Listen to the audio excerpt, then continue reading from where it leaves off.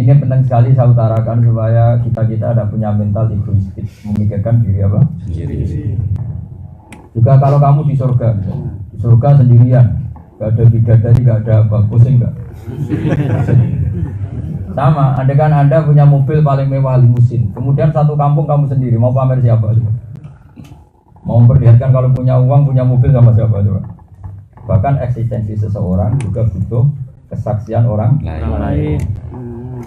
Ini sebagai mukaddimah, insya Allah semuanya demi tauhid. Saya ulang lagi, insya Allah semua ini demi tauhid. Sehingga Rasulullah SAW itu diberi wahyu diantaranya Qul innama a'idukum biwahidah. Nasihat saya untuk mengawal Islam itu hanya satu, wahidah. Satu itu yaitu antaqumu lillahi masna wa furada mata tafakkaru. Gak apa-apa kamu berjuang semuanya demi Allah, baik berkelompok maupun sendiri-sendiri. Ini penting saya utarakan karena sekarang banyak orang merasa benar itu benarnya sendiri, padahal belum dikonfirmasi sama pihak-pihak yang lain. Misalnya orang kira mungkin Korea Selatan itu punya ateis, setelah datang ternyata sholatnya di masjid pun di jauh sana mungkin orang nggak ngira kan kalau di Korea ada ngaji seperti ini. Nah ini penting. Sehingga kata Abu Hasan Asy'adili, kata beliau, min barokatil Islam, termasuk barokahnya Islam adalah orang itu gak dipaksa untuk soleh-soleh amat karena tidak mampu. Kalau orang-orang kayak sampean itu tidak mampu. Yang soleh dia wali-wali saja. Kita cukup jadi penggemar, apa? Pecinta. Sehingga Allah hanya ngendikan dan ini kita harus syukuri. Wakunu ma'as-shodiqin. Berjadilah kamu, berkelompoklah kamu ma'as-shodiqin beserta orang-orang yang imannya benar. Untungnya Allah tidak menghentikan wakunu minas shodiqin, jadilah kamu termasuk orang-orang yang benar. Itu tidak kuat. Kalau kamu disuruh jadi orang yang jujur dalam iman, kira-kira kuat nggak? Syaratnya iman itu ya seperti kata Pak Fik tadi, menuruti semua perintah Allah, menjauhi semua larangan. Sudah semua perintah Allah kamu turuti. Larangannya sudah semua kamu jauhi. Belum. Paling sebagian yang kecil-kecil yang gampang. Kamu yakin nggak kalau nyaur utang wajib? Yakin kan? Sudah kamu sahur semua utang kamu? Belum. Yakin nggak kalau sayang istri itu wajib? Wajib. Yang kamu sayang yang mana? Jadi intinya semua orang itu nggak akan bisa memenuhi semua perintahnya. Dengan tanda kutip pasti ada unsur belinya. Yang kerasan di masjid sini karena demi masjid apa cari tempat tinggal yang agak murah? Nah ini tidak menyinggung, biasa aja. Ini kan sentilan. Ngaji itu muhasabah, apa? Introspeksi. Dan nanti tanyakan sendiri hati kamu, jangan saya suruh jawab. Makanya saya senang di Indonesia. Di Indonesia itu imamnya sholat, saya berkali-kali cerita imamnya sholat itu nggak digaji. Ya biasa saja. Makanya nggak pernah orang Malaysia, orang Arab itu wah kalau di masjid kita gini-gini, imam dapat gaji gini-gini, itu digaji sama orang Indonesia. Makanya kamu sholat terus takut potong gaji ya. Gitu. Tapi alhamdulillah di Indonesia itu enggak gitu. Jadi keliru tapi barokah. Indonesia itu kan imamnya terlantar miskin, ada sendiri, komat sendiri, sholat sendiri. Tapi justru itu barokah. Karena sholatnya enggak karena takut potongan gaji. Coba kalau imamnya digaji negara, kalau enggak sholat sekali potong sekian, enggak sholat 2 kali potong sekian. Sehingga kalau digaji dipotong, bisa sholat terus kok dipotong. Sholat ibadah kok hitung-hitungan materi. Jadi ini saya perlu menerangkan kenapa kita dalam tradisi pesantren mazhab Syafi'i kita kunut. Meskipun kunut ya kita fair saja, tidak wajib. Artinya banyak ulama yang enggak kunut. Abu Hanifah itu tidak kunut. Jadi jangan kira Muhammadiyah kunut itu mereka ijtihad, tidak kunut itu ijtihad. Abu Hanifah dulu tidak kunut. Imam Syafi'i kunut. Jadi nggak perlu dipertentangkan, ya biasa saja. Ada yang kunut, ada yang enggak. Yang keliru yang enggak syukur. Tapi filosofi kunut harus kita akui itu filosofi yang luar biasa. Allah ini gimana? Kalau kita dalam lingkup hidayah itu harus bersama orang lain yang sudah lama mendapat hidayah. Hidayah itu fi'il madhi. Jadi kita harus berhidayat mengikuti orang yang sudah lama dapat hidayah. Hidayah tidak bisa kamu paksakan sendiri.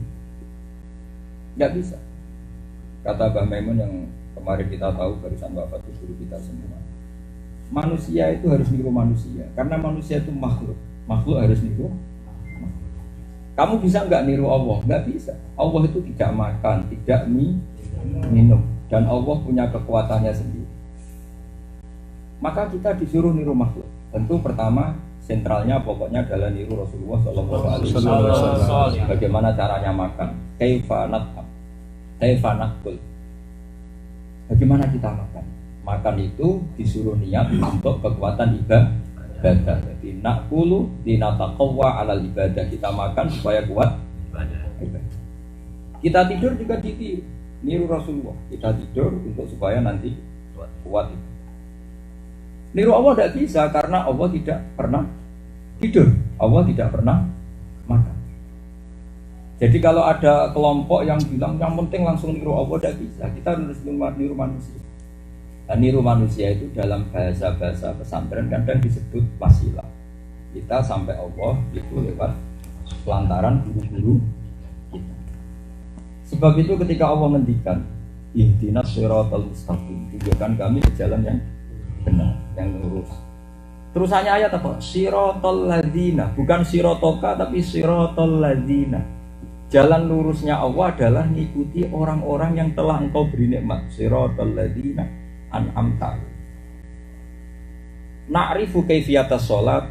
Mergo apa? Lima ra'aina min sholati syekhina wa min sholati walidina wa min sholati syekhina sampai ila syekhina sampai ila Rasulullah sallallahu alaihi wasallam. Kita tahu caranya sholat karena melihat sholatnya guru kita. Guru kita melihat sholatnya gurunya sampai melihat sholatnya Rasulullah sallallahu alaihi wasallam. Karena shollu kama ra'aitumuni sholli. Sholatlah bagaimana kamu melihat saya sholat.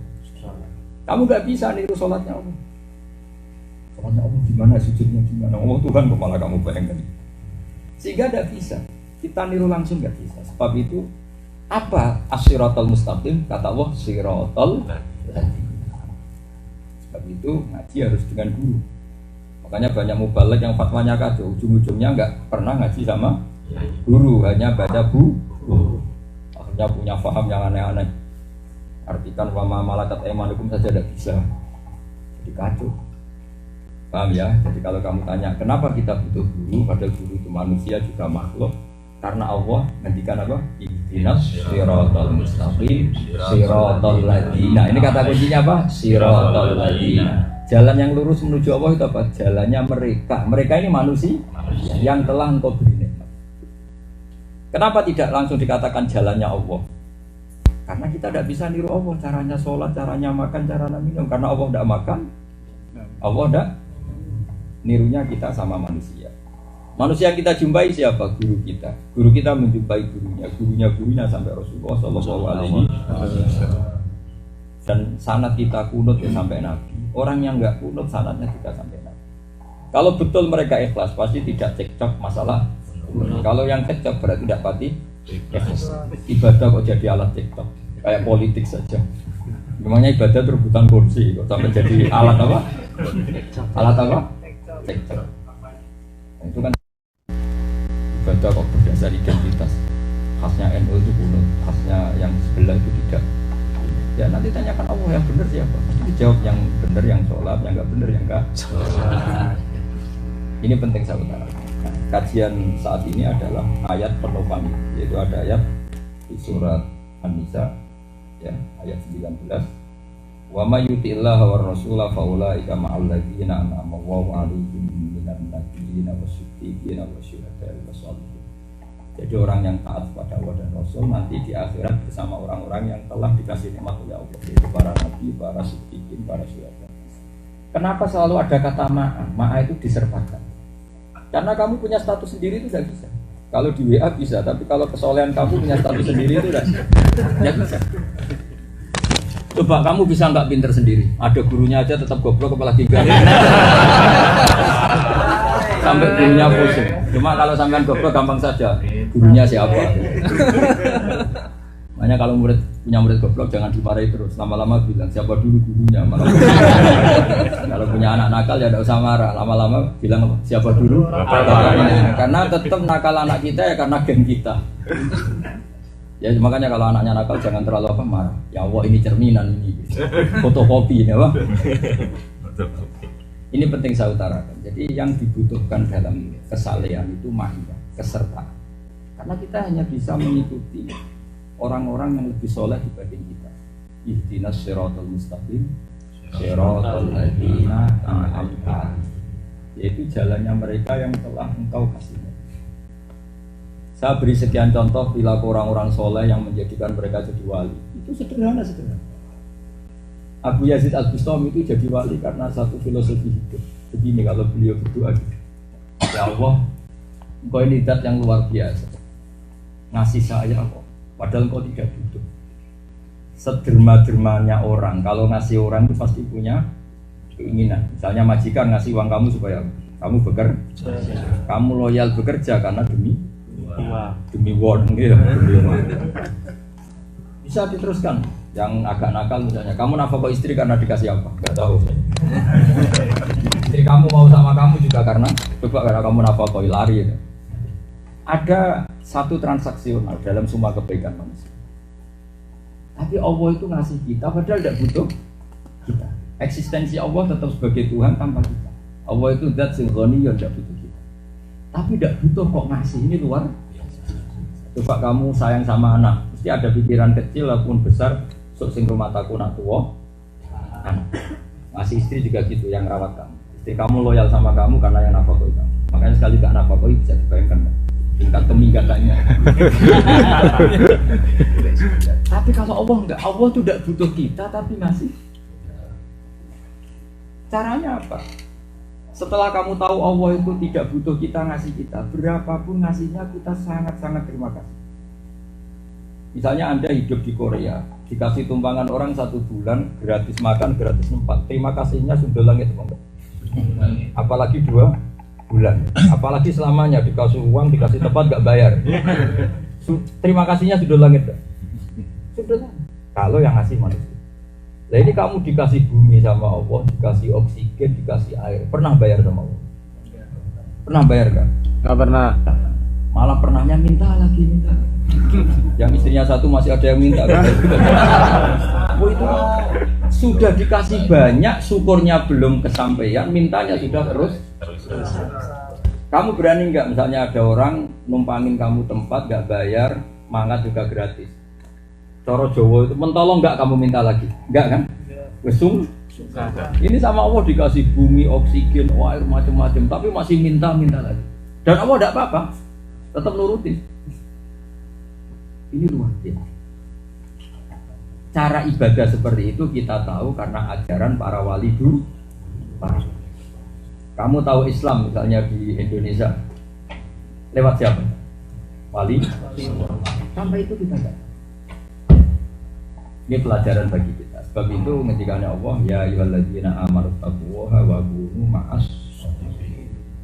Bersamalah atau berstatuslah mengikuti. Ma'iyah itu mengikuti bersama-sama orang-orang yang soleh. Makanya ini filosofi berapa? Allahumma ini iman wa'afini. Ya Allah, beri kami kesembuhan, afiat, kesehatan juga bersama orang-orang yang telah Engkau beri kesehatan. Kamu sehat sendiri, tapi istri kamu sakit, kena kanker, susah kan? Kamu punya teman banyak, sehat sendiri, yang lainnya sakit semua, ada gunanya ya. Makanya Islam itu mengajarkan kebersamaan. Bahkan dalam fikih kalau berdoa jadi imam nggak boleh umat ini, tapi harus umat imam kita.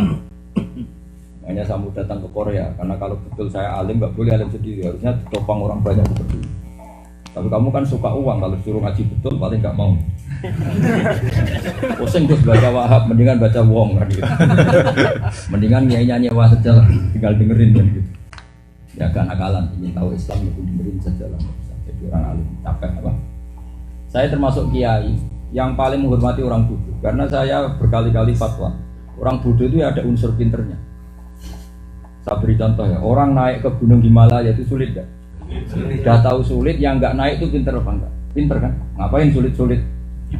Naik, mendingan nunggu ceritanya yang naik aja lah. Itu juga bagian dari kepinteran apa? Bagian dari ada ilmuwan yang menemukan teknologi apa, kan sampai budak. Udahlah kita nanti beli aja produknya kok repot. Jadi juga orang yang ikut panjat pinang itu kan susah.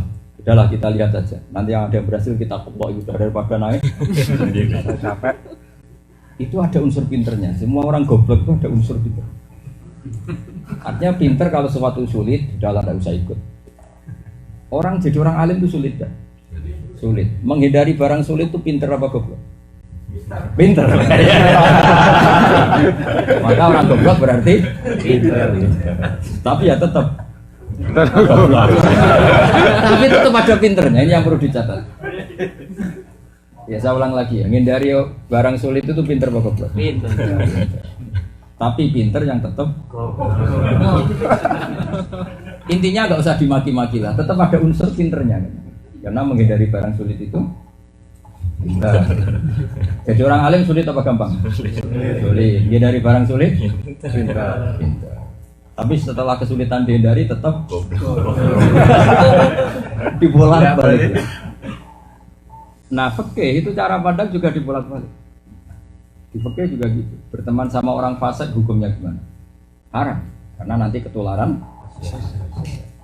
Tapi mendakwai itu membina orang fasik baik apa buruk? Baik. Bisa mendakwai kalau berteman apa enggak? Iya. Berteman. Dibalik. Berarti berteman sama orang fasik? Jadi fikih itu, makanya fikih itu disebut mas'alatun ijtihadiyatun. Fikih itu masalah yang hitung-hitungannya itu ijtihadiyah. Karena itu, coba memanjakan anak baik apa enggak? Baik. Tapi kalau menjadikan tidak mandiri, tidak baik. Terus melatih mandiri baik enggak? Baik. Tapi anaknya kalau keburu minggat karena merasa enggak disayang, enggak baik. Enggak. Milih mana? Tengah-tengah. Jadi tengah-tengah. Nah itu, di tengah-tengah itu Islam. Makanya disebut ummata wasaton. Kita harus di garis wasatiyah. Makanya dikebanyakan ulama-ulama Islam itu di garis tengah. Membiarkan orang kafir selalu kafir tanpa ikhtiar kita mengislamkan mereka tentu tidak baik. Karena semua nabi disuruh sama Allah supaya litukhrijan nasa minadz dzulumati ilan nur, supaya yang sedang kafir menjadi mukmin, yang sedang fasik jadi soleh. Jadi membiarkan mereka begitu nggak baik. Tapi usaha yang ekstrim sampai jadi ekstremis juga ada. Nggak baik. Andai kan ekstremis itu benar, itu Rasulullah nggak diutus kombinasi sama Jibril langsung dengan Israil. Jadi nabi. Jadi nabi hari pertama mangkel sama orang kafir langsung selesai. Itu bukti bahwa nabi inginnya ya itu khrijan nasa minadz dzulumati ilan. Sebagian ayat disebut an akhris qaumaka minadz dzulumati. Dan Allah mensifati dirinya itu apa? Allahu waliyul ladzina aman. Allah itu kekasihnya orang-orang iman. Ciri utamanya apa? Yukhrijuhum minadz dzulumat ilan. Yaitu mengeluarkan orang dari kesesatan menjadi ke alam yang terang benderang. Jadi nggak boleh kita main kekerasan, nggak boleh. Kita berikhtiar supaya orang yang minadz dzulumat. Tidak wajib bekerja di Korea itu karena pikirannya uang. Tapi kalau kamu bilang orang sesat, nyatanya hasilnya jadi masjid, itu kan luar biasa. Tapi kalau bilang orang hebat-hebat amat, ya gini-gini saja. Ya sudah dilakukan saja. Mana takdir apa? Hebat nggak sampai? Oke. Saya senang dijawab hebat. Di perantauan di negeri ateis bisa bikin apa? Bisa ngundang getop lagi. Tapi sebenarnya saya datang nggak karena diundang pun saya ingin datang. Karena memang semua ulama kena kitab, kena aturan an-akhris qaumaka minadz dzulumati ilan. Supaya semua ulama ikut berperan mengeluarkan manusia dari kegelapan menuju cahaya. Caranya gimana? Ya dimulai dari hal-hal yang gampang. Islam itu gampang. Saking gampangnya sampai kumpul suami istri itu ya termasuk ibadah. Sampai sahabat tanya, masa urusan itu dapat ibadah ya Rasulullah? Kata Nabi, itu kalau ngumpulin istri orang malah dosa.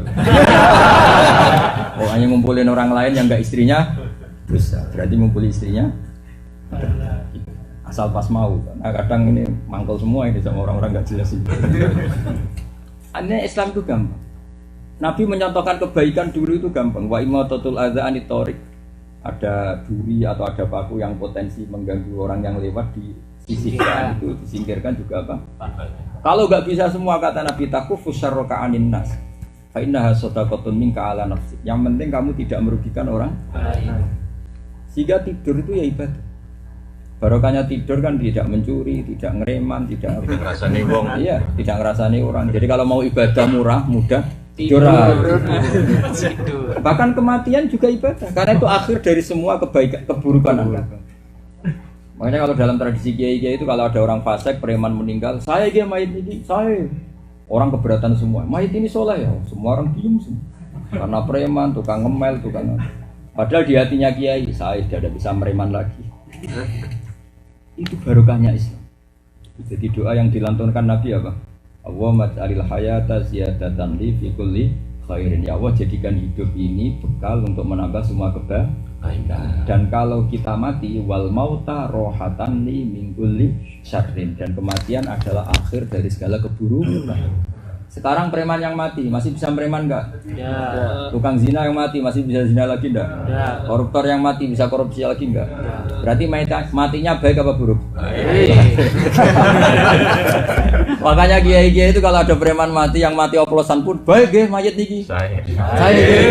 Orang keberatan bilang saya. Tapi kayaknya memaksa. Pak saya nggih. Lama-lama saya paham. Karena di hati kiainya kematian bagi orang jahat adalah akhir dari segala keburukan. Makanya saya ini termasuk kiai yang nggak pati takut mati. Karena tadi kalau kebaikan saya pas-pasan dan keburukan saya masih ada potensinya. Anda sekarang tidak melakukan satu dosa korupsi misalnya, bisa saja suatu saat melakukan. Potensi itu selalu ada. Dan yang menghilangkan potensi itu apa? Kematian. Mati pun dalam Islam dianggap sesuatu yang barokah. Apa enaknya Islam? Hidup ya barokah, bisa cari won. Mati juga barokah. Akhirnya apa? Baik semua. Asal dikelola secara Islam itu luar biasa. Makanya Rasulullah kalau memuji Islam itu ajaban di amril mu'min, inna amrahu kullahu khairun. Sungguh menakjubkan semua yang dialami orang mukmin, semua urusannya jadi baik. In asobatu na'ma syakara fakana khairan lahu. Kalau dia dapat nikmat syukur itu juga baik.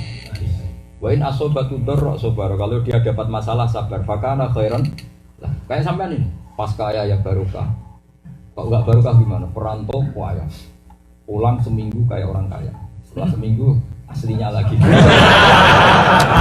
Balik mana? Buayanya ahli sedekah ya. Keren traktir semua orang. Biasanya kuat berapa minggu? Bergaya orang kaya kalau pas pulang. 3 bulan. Wah, enggak 3 minggu, 3 bulan. 1 bulan dan 2-3 minggu. Masih bos-bos terus itu, Bos. Setelah itu dia kembali ke asal. Nyari makan susah lagi. Iya. Jadi orang mukmin kata Nabi segala urusannya baik. Kalau dapat nikmat syukur ya baik. Dapat musibah sabar juga baik. Makanya dulu pernah ada contoh. Ada sahabat tuh jeleknya minta ampun, dinikahkan sama perempuan yang cantiknya minta ampun. Kata Nabi itu pasangan surga. Tanya, kenapa kita jadi pasangan surga? Kata istrinya, ya iyalah, saya yang kena musibah, kenapa? Ya kamu ibadahnya syukur dapat istri cantik, saya yang harus sabar ibadah. Jadi pasangan surga, yang satu jalur syukur, yang satu jalur innalillah wa inna ilaihi raji'un. Kayak istri sampean tuh itu, istri sampean jalurnya sabar, sampean syukur atau kebalikannya? Kebalikan. Ya hati-hati, istri sampean cantik kamu buruk. Tidak tahu. Syukur sama syukur ya pasangan surga, syukur sama sabar juga pasangan surga. Kayak apa Islam itu mudah. Sehingga kita jangan berlebihan menganggap mati itu prahara, karena ada sisi positifnya, yaitu mati adalah warrohata min kulli syarrin. Kematian adalah akhir dari segala keburukan. Kalau keburukan itu tidak nyata, setidaknya potensi. Yang enggak zina sekarang bisa saja suatu saat meskipun naudzubillah min. Yang enggak korupsi sekarang suatu saat korupsi meskipun naudzubillah min. Tapi potensi itu kan tetap dengan mati sudah tidak bisa. Maka lihatlah kehidupan sebagai ziyadatan fi kulli khairin, potensi menambah kebaikan. Kalau kematian anggap saja berakhirnya semua ini kayak apa Islam memandang semuanya mudah. Kalau kamu kaya anggap saja potensi bisa infak sedekah. Kalau kamu miskin anggap saja meringankan hisab. Kamu hisab apa? Nanti kalau malaikat kalian jawab, hartamu mana? Tidak punya. Kan poede. Makanya orang fakir itu masuk surga melangkahi orang kaya 500 tahun. Jadi sampean sama saya, dulu sampean surga. Karena Gus Pak masih nggak miskin Gus, dulu saya. Makanya ada cerita di kitab, tapi saya itu semoga cerita itu salah. Tapi ada cerita. Orang kaya itu menangan sampai dunia akhirat. Karena ada orang mati syahid mau masuk surga pertama. Ini kan orang mati syahid, orang alim, orang kaya, orang miskin sabar. Ini kan semuanya min ahli. Yang pertama di depan orang mati syahid. Ya Allah, saya harus di surga nomor 1 karena saya mati syahid. Betapa hebatnya orang mati syahid. Mati syahid itu orang yang mati di perang melawan orang kafir. Perang loh ya, perang yang sama-sama duel itu, bukan teroris, memang apa? Perang itu kan kayak kita dulu ngelawan Belanda itu kan fair, tarung apa? Tidak kok kita ke Belanda terus orang tidur di itu enggak jantan, yang jantan kan duel apa? Terus yang orang kaya enggak Gusti saya dulu karena saya ini dermawan yang nyumbang masjid di Korea. Yang orang miskin juga gitu. Wah, saya ini orang miskin. Orang miskin fadilahnya kan banyak atas nama kemis. Yang kiai diem aja, diam karena ini santri kok kurang ajar semua ini. Singkat cerita Jibril datang disuruh nengahin. Hei orang mati syahid, kamu kok tahu fadilahnya, keutamaan orang mati syahid? Fadhail kalau dalam bahasa Arab. Gimana ta'rifu fadhailas syuhada? Kenapa? Dengan apa kamu tahu fadhailas syuhada? Ya karena diajarin kiai. Jangan dahului guru kamu. Yang miskin juga gitu. Kenapa kamu jadi miskin sabar? Siapa yang ngajarin sabar? Pak Kiai. Ya udah jangan dahului gurunya. Yang kaya, kenapa kamu dermawan? Yang ngajarin siapa? Iya. Sudah jangan dahului guru kamu, kiai kamu. Semuanya sepakat, monggo Pak Kiai. Jadi artinya awal man dakhalal jannah nanti itu tetap al ulama, apa? Kalau pesaingnya orang-orang gini loh ya. Jangan dibandingkan Nabi. Tapi anehnya Pak Kiainya itu tidak berani. Ketika ditanya, kenapa kamu tidak berani? Yang biayai saya ini gitu. Makanya saya cerita itu tidak senang. Lagi-lagi orang kaya itu hebat sampai akhirat itu. Pondok saya, masjid saya, biaya jalan saya yang biayai. Orang kaya. Terus kata yang miskin-miskin, pantas aja orang kaya. Dunia akhirat masih keren.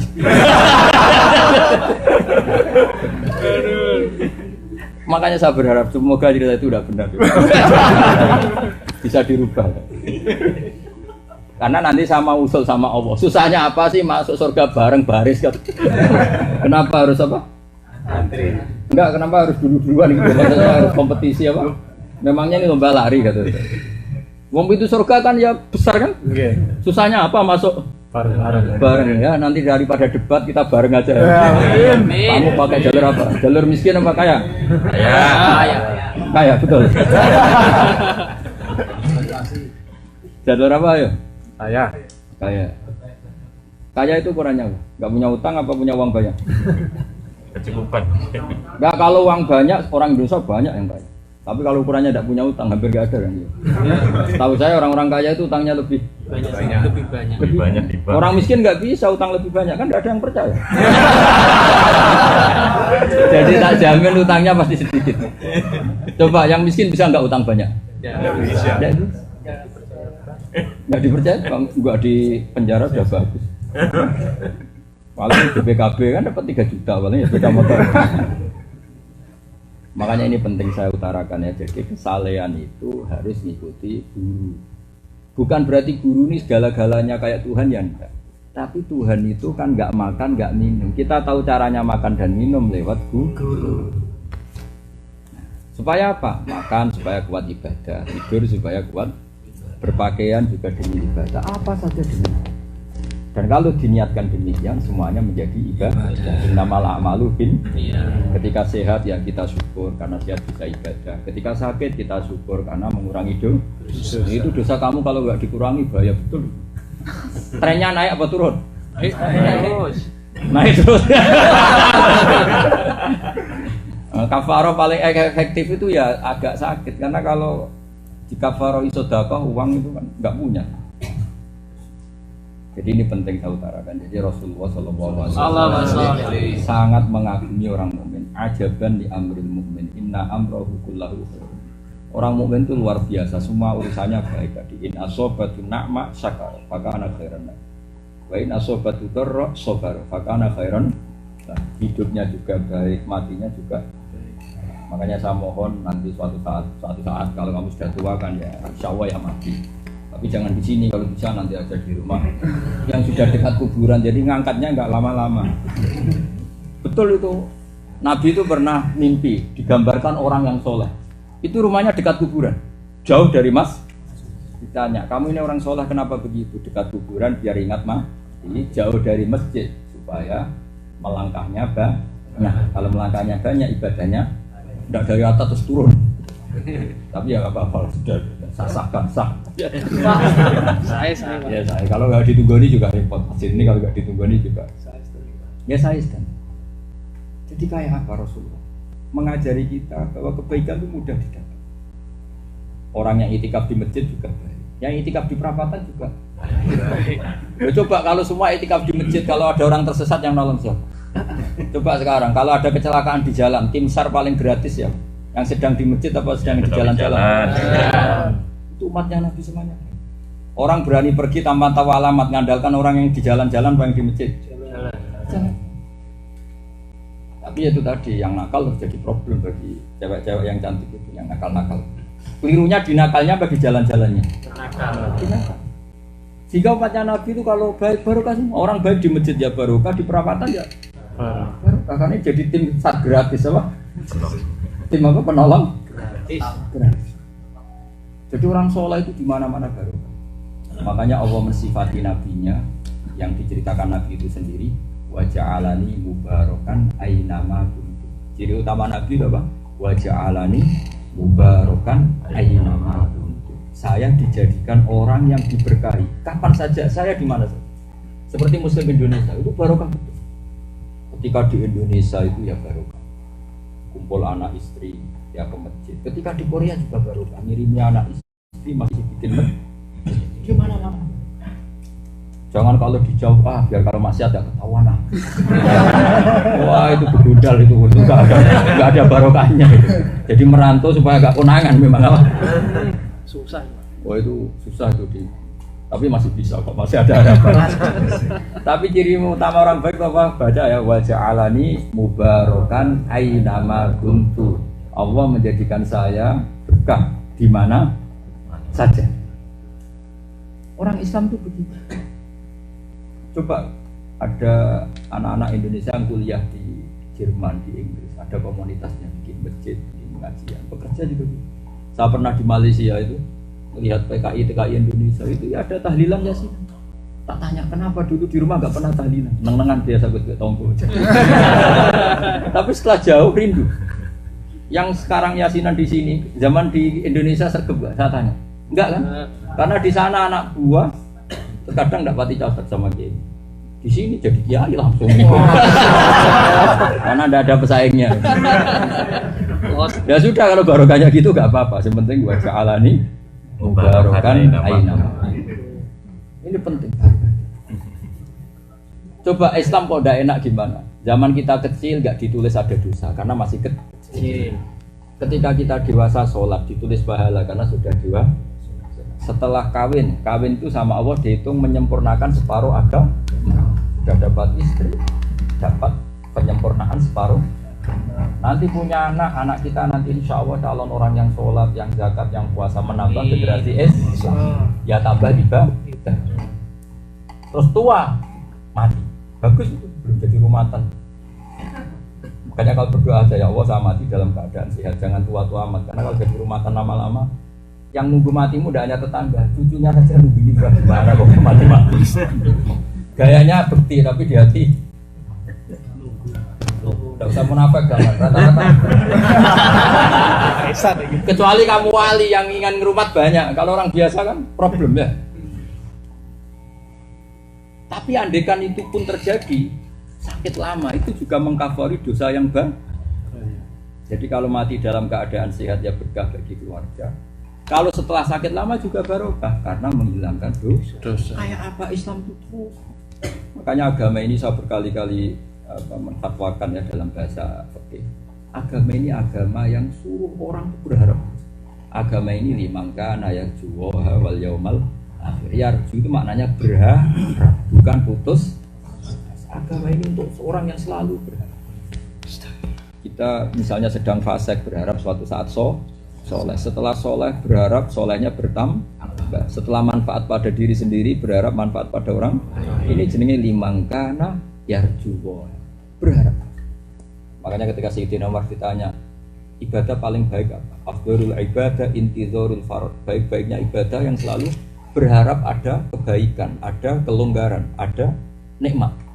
Jadi saya melihat Korea Utara sekalipun, saya berharap suatu saat Allah disebut di sini, suatu saat Allah ditakbirkan di sini, suatu saat Allah ditasbihkan di sini. Seperti ngaji saya kemarin, saya bilang kita sering berdoa Rabbana lakal hamdu mil'us samawati wa mil'ul ardi wa mil'u ma syi'ta min syai'in. Ya Allah, Engkau layak dipuji. Yang pujian itu memenuhi langit dan memenuhi bumi. Dan alhamdulillah Korea yang katanya bumi ateis sekarang juga bergelora takbir dan tahmid. Barokahnya pecinta. Wah, nggak apa-apa. Saya kemarin punya analogi Wali Songo yang membawa Islam ke Indonesia. Rata-rata pakar sejarah bilang apa? Yang bawa pedagang. Pedagang tuh nyari apa coba? Nyari uang. Kamu kesini nyari apa? Uang. Tapi karena Islam ini insibah fil qalb. Sibghatullah wa man ahsanu minallahi sibghah. Islam dengan kamu ini sudah menyatu. Sengawur-ngawurnya kamu, ya sudah ngawur betul maksudnya. Sengawur-ngawurnya kamu itu di hati kamu ada Allah, ingin mentakbirkan Allah, mentasbihkan. Dan kita tidak ingin sendiri dalam bertasbih dan bertakbir. Akhirnya berjamaah. Caranya gimana bikin masjid? Kalau nggak bisa nyewa, ini yang bahasa aneh di Indonesia. Nggak aneh di Korea tapi aneh di Indonesia. Coba kalau di Indonesia, ayo sumbangan untuk nyewa masjid. Ada nggak yang nyumbang? Orang gendeng masjid kok nyewa. Tapi kalau di sini lazim ya.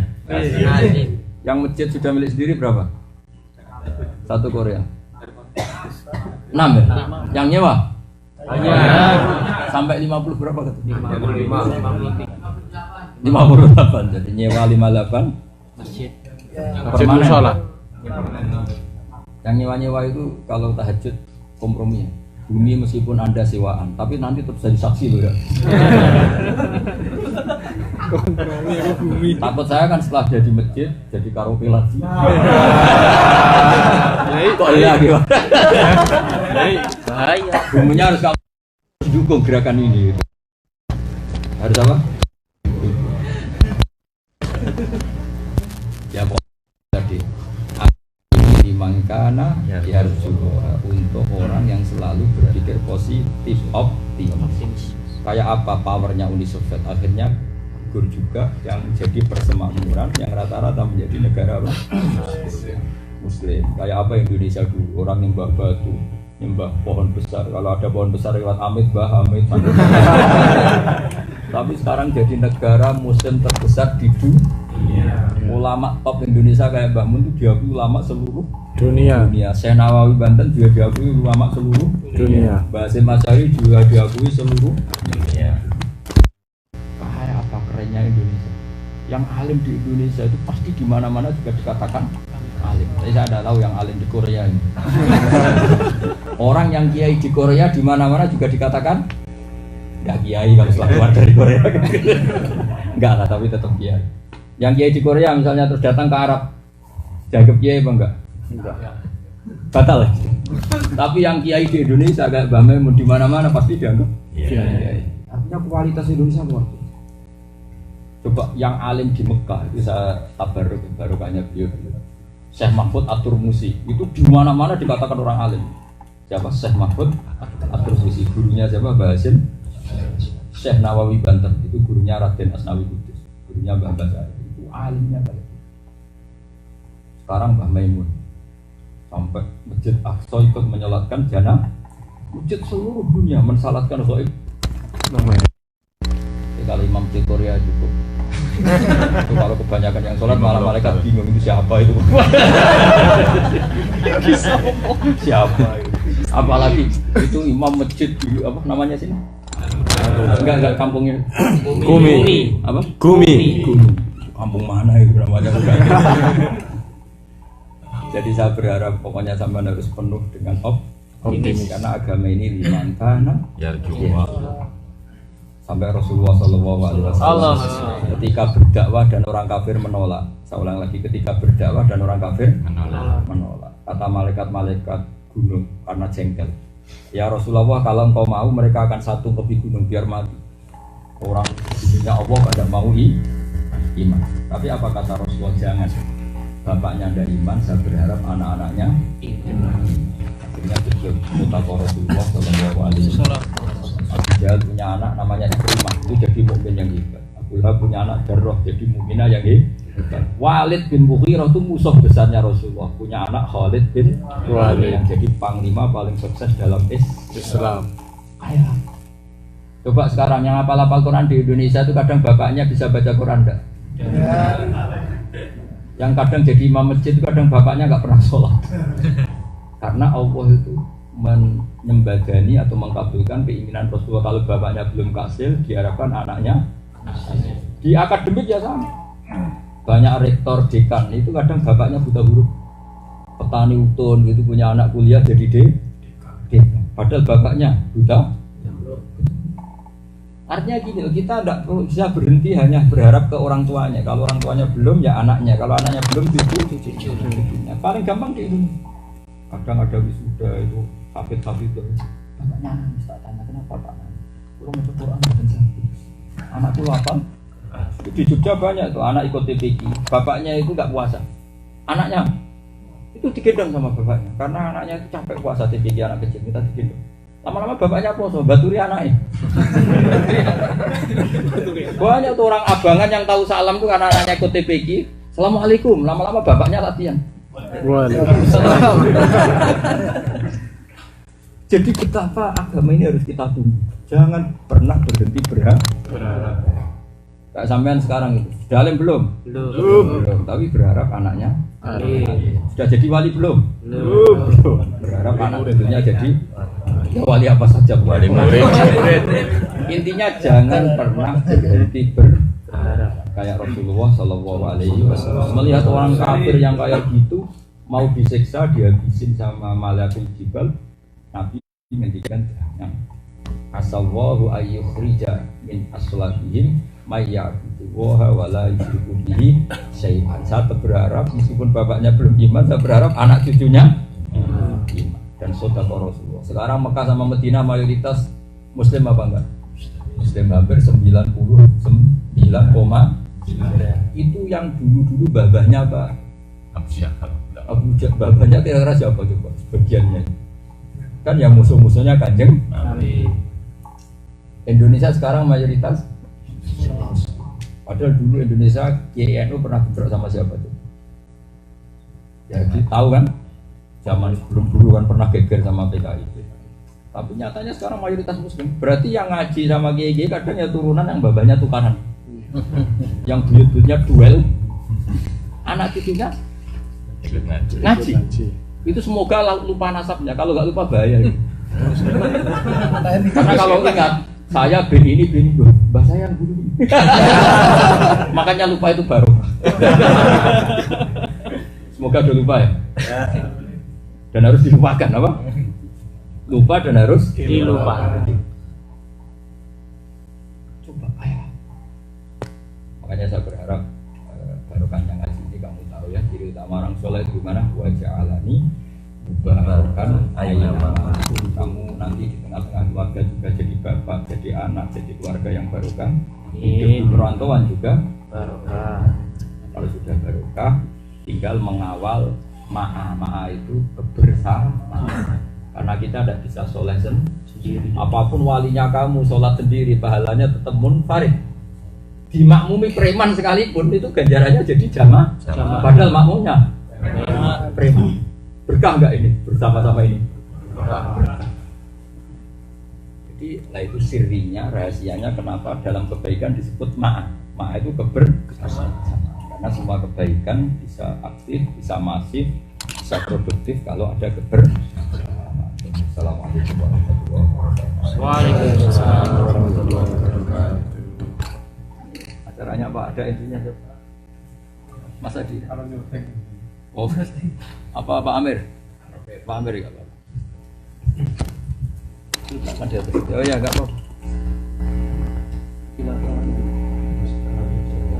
Udah waktu ini. Doa langsung. Oh gimana? Oke.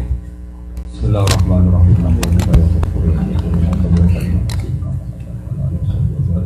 Amin. Allahumma ja'alna ya wa mutawadina fika mutahabina Amin. mutanasirina fika ya wa fi tasbihika wa tahmidika wa takbirika waj'alna ya Allah mimma yuqimu dinaka fi ayyamin dunya ya Allah ij'al ya Allah ummalan fika wa ummalan fi dinika wa ummalan fi kalimatika ya Allah innaka antal haqqus samad wa annaka ya Allah ala kulli syai'in qadir ij'alna minal ladzina ya Allah aina ma kunna ya wa fi ayyi ardin kunna ya wa ij'alna ya wa min al-muslimin wa min al-ladina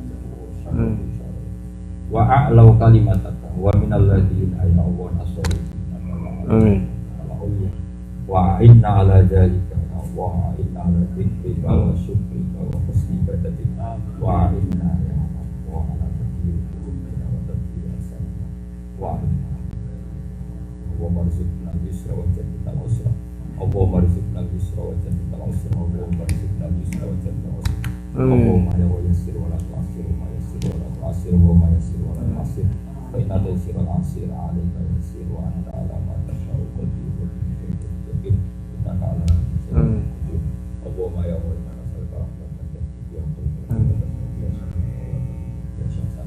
wa taruddu bihal fitnah anna ya Allah dan al-fitnah wal afat wal balaya ya Allah warzuqna al-yusra fi dinina ya Allah fi tasbihina wa fi ikhtiyarina ya Allah fi imanina sajidina ya Allah fi ardika ya wa fi kulli bilad amin sallallahu alaihi wasallam Muhammad wa alihi wasallam subhanallahi wa bihamdihi Amin.